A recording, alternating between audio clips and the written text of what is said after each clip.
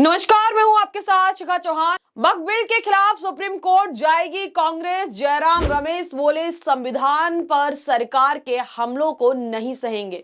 आपको बता दें कि वक्फ संशोधन बिल दोनों सदनों यानी कि लोकसभा और राज्यसभा दोनों में पास हो गया है। वक्फ संशोधन विधेयक को संसद के दोनों सदनों से मंजूरी मिल गई है। सरकार ने इसे पहले लोकसभा में और फिर राज्यसभा में विस्तृत चर्चा के बाद पास करा लिया है। लोकसभा में करीबन 12 तो राज्यसभा में 13 घंटे की जो है कड़ी बहस और मशक्कत के बाद जो है बहस हुई और उसके बाद जो है इस बिल को पास करा लिया गया। अगर हम राज्यसभा की बात करें तो इसको राज्यसभा में करीबन 2 बजे पारित किया गया। वहीं बता दें कि 128 सदस्यों ने जो है बिल के पक्ष में मत दिया राज्यसभा के अंदर, तो वहीं 95 सदस्यों ने बिल के विरोध में मतदान किया।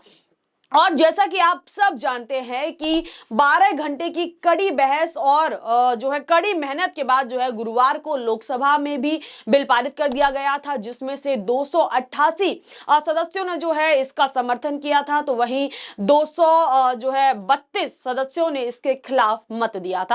अब जब बिल को दोनों सदनों में 12-12, 13-13 घंटों की गंभीर बहस के बाद जो है पारित करा लिया गया है, पास हो चुका है, उसी के चलते सुप्रीम कोर्ट में वक्फ विधेयक को चुनौती देने की तैयारी। कांग्रेस जल्द ही खटकाएगी अदालत का दरवाजा। जी हां, कांग्रेस ने शुक्रवार को कहा कि वह जो है संसद में पारित वक्फ संशोधन विधेयक 2025 की संवैधानिकता को बहुत जल्द सुप्रीम कोर्ट में चुनौती देगी। दरअसल एआईसीसी महासचिव जयराम रमेश ने अपने सोशल मीडिया प्लेटफॉर्म एक्स पर कहा कि कांग्रेस बहुत जल्द ही वक्फ संशोधन विधेयक 2024 की संवैधानिकता को सुप्रीम कोर्ट में चुनौती देगी। वहीं आपको बता दें कि इससे पहले भी तमिलनाडु के सीएम जो है एमके स्टालिन ने भी बिल के खिलाफ काले रिबन को जो है पहना था और इसका जो है पूरी तरीके से विरोध किया था, संविधान के खिलाफ बताया था और सुप्रीम कोर्ट का दरवाजा खटखटाने की बात जो है वो पहले भी कर चुके हैं। वहीं अगर हम बिहार की बात करें तो इस मामले में बिहार की स्थिति पूरी तरीके से गंभीर दिख रही है। कयास लगाए जा रहे हैं कि इस बिल के आने के बाद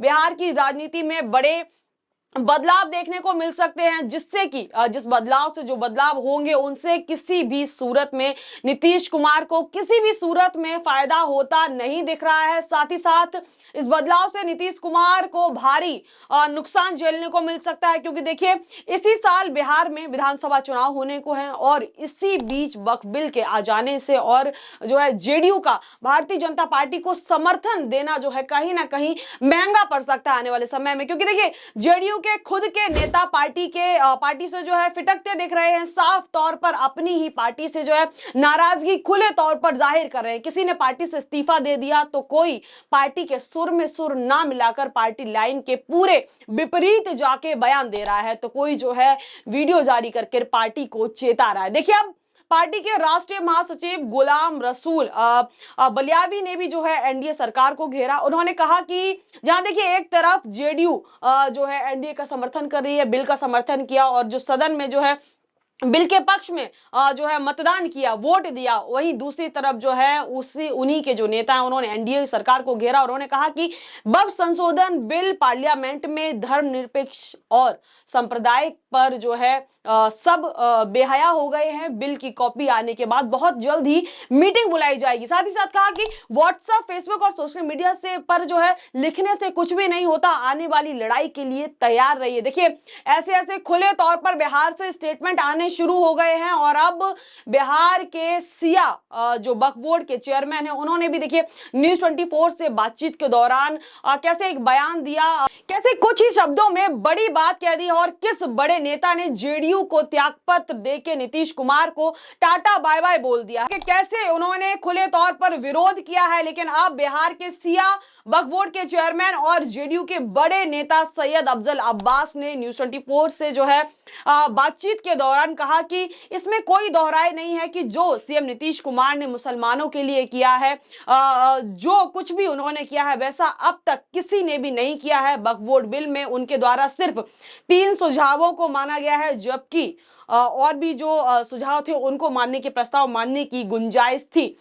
आज जो है हमें जवाब देते नहीं बन रहा है। देखिए ये जो बात है, ये जो स्टेटमेंट है कि आज हमें जवाब देते नहीं बन रहा है, इसको मैं इसलिए हाईलाइट कर रही हूँ क्योंकि देखिए ये उसी पार्टी के नेता और कह रहे हैं कि आज हमें जवाब देते नहीं बन रहा है, पार्टी ने जो फैसला लिया उसके द्वारा। और देखिए पहले भी खबर आई थी कि जो नीतीश कुमार की जेडीयू उनके द्वारा जो भी प्रस्ताव रखे गए उनको सरकार ने माना है, जिसके बाद ही जेडीयू राजी हुई सदन में बिल के पक्ष में मत देने के लिए। लेकिन यहाँ पे कह रहे हैं कि सिर्फ और सिर्फ 3 सुझाव को माना गया है, बाकी और भी सुझाव मानने की गुंजाइश थी।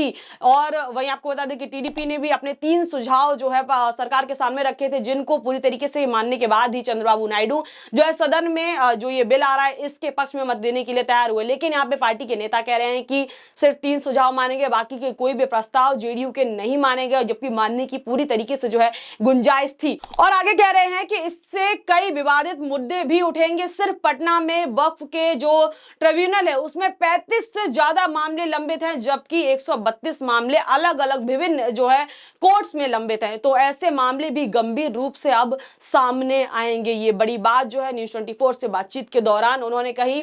वहीं देखिए एक नहीं, दो नहीं, तीन नहीं, बल्कि जो है एक के बाद एक सभी नेता जो है बगावत पर उतर आए हैं जेडीयू में। चौथा देखिए बड़ी खबर आपको बता रहे हैं कि जेडीयू बिहार के ढाका से विधानसभा उम्मीदवार रह चुके मोहम्मद कासिम अंसारी ने अपनी ही पार्टी को जो है इस्तीफा दे दिया है। इससे पहले भी जेडीयू को बड़ा झटका लग चुका है। आपको बता दें कि देखिए इस्तीफा दे दिया है, पार्टी को जो है टाटा बाय बाय बोल दिया। और इससे पहले भी जेडीयू को, जैसा कि मैंने आपको पहले भी अपनी खबर में बताया था, कि उन्हीं के पार्टी के एमएलसी और नीतीश कुमार के करीबी कहे जाने वाले गुलाम गौस ने भी जो है पार्टी लाइन के खिलाफ जाकर जो है बयान दिया। और उन्होंने कहा कि किसान बिल की तरह इस बिल को भी जो है सरकार को वापस लेना चाहिए। जहां देश भर में इस बिल को लेकर सियासी चर्चाओं का बाजार गर्म है, लोग जो है सियासी चर्चाएं चल रही है, जगह जगह विरोध प्रदर्शन चल रहे हैं। तो बिहार में जेडीयू के लिए जो ये स्थिति बहुत ही ज्यादा गंभीर होती जा रही है। जहां नीतीश कुमार की जेडीयू इस बिल पर सरकार का पूरी तरीके से समर्थन कर चुकी है, तो वही बिहार के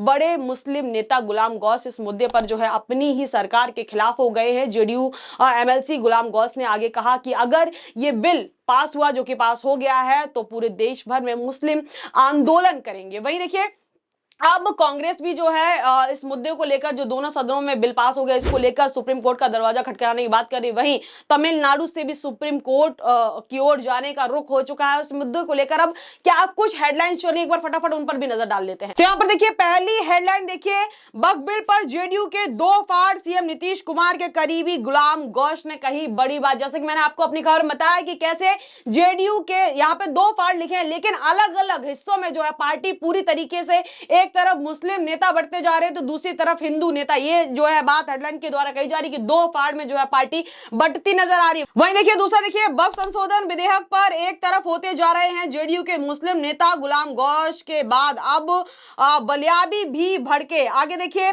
इसी मुद्दे को लेकर और भी हेडलाइन देखिए, वक्फ बिल को सुप्रीम कोर्ट में चुनौती देगी कांग्रेस, जयराम रमेश का बड़ा ऐलान। दोनों सदनों के पास वक्फ विधेयक को सुप्रीम कोर्ट में चुनौती देगी कांग्रेस, जानिए वजह। आगे देखिए और हेडलाइन, वक्फ बिल के खिलाफ सुप्रीम कोर्ट जाएगी कांग्रेस, जयराम रमेश बोले संविधान पर सरकार के हमलों को नहीं सहेंगे। और आगे देखिए सुप्रीम कोर्ट में वक्फ विधेयक को चुनौती देने की तैयारी, कांग्रेस जल्द खटकाएगी अदालत का दरवाजा। और इसी मुद्दे को लेकर ओवैसी पहले ही बोल चुके हैं कि हम चंद्रबाबू नायडू, नीतीश कुमार और चिराग पासवान को मुस्लिम विरोधी वक्फ बोर्ड का समर्थन ना करने को चेता रहे हैं। अगर इस नाजुक वक्त में आप इस बिल का समर्थन करेंगे तो मुसलमान आपको कभी माफ नहीं करेंगे। ये ओवैसी जो है बिल के आने से पहले ही उनका ये स्टेटमेंट आ गया था। उसके बाद देखिए जो अरशद मदानी है, उन्होंने भी जो है जिन नेताओं की सेकुलर छवि है, जो देखिए जिनका वोट बैंक है, जिनका मुस्लिम समुदाय एक बड़ा वोट बैंक है, उनको टैग करते हुए देखिए उनके द्वारा क्या लिखा गया था, एक बार वो भी उस पर भी फटाफट से नजर डाल लेते हैं। अरशद मदानी द्वारा लिखा गया था उनके सोशल मीडिया हैंडल फेसबुक पे की सांकेतिक विरोध के रूप में खुद को सेकुलर कहने वाले नीतीश कुमार, नायडू और चिराग पासवान जैसे नेताओं की इफ्तार, ईद, मिलन और अन्य आयोजन में शामिल नहीं होगी। जमीयत उलमाए हिंद, ये लोग सत्ता के लिए मुसलमानों पर हो रहे अन्याय और अत्याचार पर चुप्पी साधे हुए हैं और देश के संविधान के खिलाफ सरकार का समर्थन कर रहे हैं। वक्फ संशोधन बिल पर इन नेताओं का रवैया इनके दोहरे चरित्र को उजागर करता है। उन्हें देश के संविधान और धर्मनिरपेक्षता की कोई भी परवाह नहीं है, वे केवल अपने राजनीतिक हितों में रुचि रखते हैं। और वहीं देखिए, जो all India Muslim personal law board है, उनकी तरफ से भी कहा गया था कि जो पार्टी वक्फ बिल का समर्थन करेगी उसे इलेक्शन में जो है मुसलमानों का वोट नहीं मिलेगा। अब देखना दिलचस्प होगा कि आने वाले समय में इसी साल बिहार में विधानसभा चुनाव होने को है, तो नीतीश कुमार को क्या मुस्लिम समुदाय जो कि उनका स्ट्रांग वोट बैंक है, वो अभी भी नीतीश कुमार को अपना समर्थन देंगे या नहीं।